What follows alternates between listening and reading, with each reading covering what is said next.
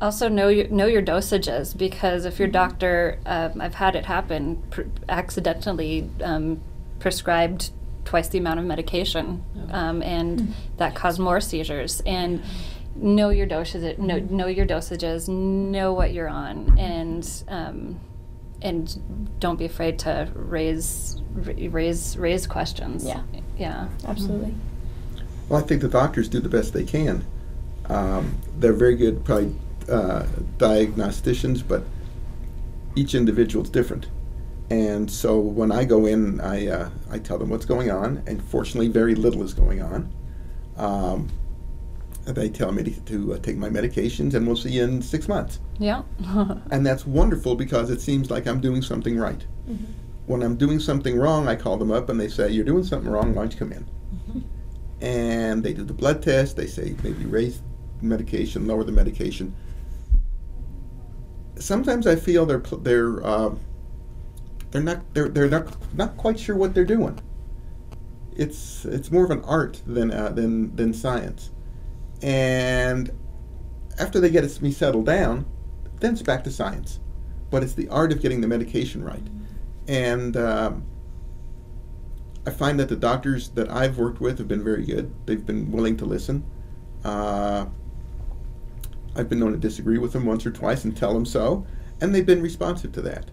So I've had good experiences with the doctors. Mm-hmm. Yeah, I think they're doing the best they can, and at the same time, having a whole team of doctors and naturopaths, et cetera, has been extremely beneficial for me. Mm-hmm. So, because it's all piece of a puzzle. Yes. Well, it sounds like all of you sort of take your treatment into your own hands too, in the sense of not treating yourselves, but in the sense of talking to your doctors and feeling empowered enough to tell your doctors what's happening, keeping logs about this is what's going on with me in case you can't remember what has happened. And all of that is really taking your treatment into your own hands rather than just turning it over to somebody else, you know? Right, absolutely. Yeah. So. Okay, so the next question is, when do you share about epilepsy with all those people that we just talked about, like employers, friends, maybe even dating partners? Is there a certain point in your relationship where you feel it's time or not? Well, I think especially with employers or with teachers, with more professional settings, then I think it's very important to be as immediate as possible in telling them about your condition, because it's really about your safety. And when you're going to be around those people, like you mentioned earlier, 24/7 nearly, then it's very important that they know how to treat it and they know what might happen and everything. So I think that should be kind of a right off the bat talk you should have with them. When it comes to friends, I think it's the people, again, who you're around the most, but it's just the people who need to know. For me, even with some of my teachers, I went on a trip to Argentina this past summer, and this particular teacher who was head of it, he didn't know I had epilepsy or anything, and he was my advisor that year, and we hadn't told him. And so I went in for our meeting about Argentina, and I said, "Oh yes, by the way, you have to know this." And so I had to get pamphlets in Spanish to bring down to my family in Argentina that I was going to be staying with. But that point in my relationship, it was necessary for them to know. And so that's, I think, also with friends. If you're going to be around them a lot, when they're going to be a big part of your life, then they do need to know, because they'll be not only for support, but also just for information and for help and everything they need to know. Mm-hmm. Yeah, I really agree with what you said. And as far as dating partners, that's an interesting question, because honestly, I think that sometimes they get scared. They're like, "Oh gosh, do I have to deal with this for the rest of my life?" And regardless of whether they want to admit they're thinking like that, I think they get scared and back off. And I think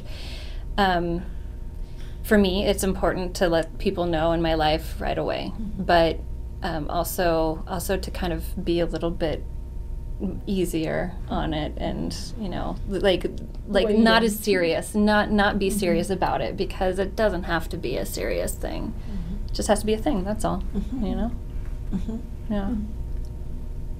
Well, when we all screen people that we see, telling someone you have epilepsy, if you're socializing with them, is a screen. And some people, if they can handle it, that's wonderful.